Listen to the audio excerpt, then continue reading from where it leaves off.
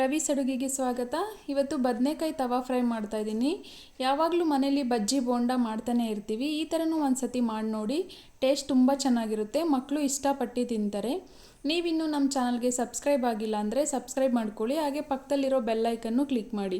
ಬನ್ನಿ ಮಾಡೋದು ಹೇಗೆ ಅಂತ ನೋಡೋಣ. ಬದನೆಕಾಯಿ ತೊಗೊಂಡಿದ್ದೀನಿ. ಇದು ಹೈಬ್ರಿಡ್ ಬದನೆಕಾಯಿ, BT ಬದನೆಕಾಯಿ ಅಂತಲೂ ಅಂತಾರೆ ಇದಕ್ಕೆ. ಒಂದು ತೊಗೊಂಡಿದ್ದೀನಿ. ಒಂದು ಮಿಕ್ಸಿಂಗ್ ಬೌಲ್ ತಗೊಂಡು 2 ಸ್ಪೂನ್ ಆಗೋಷ್ಟು ಕಡಲೆ ಹಿಟ್ಟು,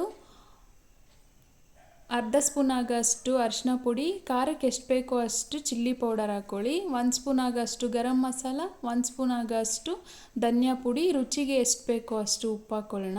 1 ಸ್ಪೂನ್ ಆಗೋಷ್ಟು ಉಪ್ಪಿಟ್ಟು ರವೆನ ಹಾಕ್ಕೊತಾ ಇದ್ದೀನಿ.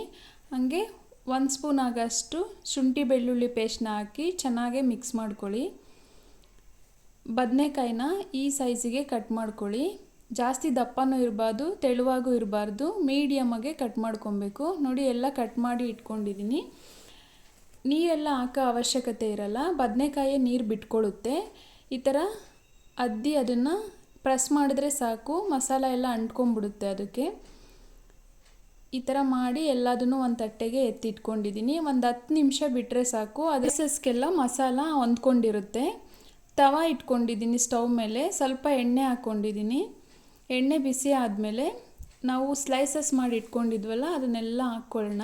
ಸ್ವಲ್ಪ ಮೇಲ್ಗಡೆ ಎಣ್ಣೆ ಹಾಕ್ಕೊಂಡು ಒಂದು ಪ್ಲೇಟ್ನ ಮುಚ್ಚಿ ಒಂದು 5 ನಿಮಿಷ ಕಡಿಮೆ ಉರಿ ಇರಬೇಕು, ಇಲ್ಲಾಂದರೆ ಮಸಾಲ ಸೀದೋಗ್ಬಿಡುತ್ತೆ. ಕಮ್ಮಿ ಉರಿನಲ್ಲಿ ಪ್ಲೇಟ್ನ ಮುಚ್ಚಿ 5 ನಿಮಿಷ ಬೇಯೋದಕ್ಕೆ ಬಿಡೋಣ.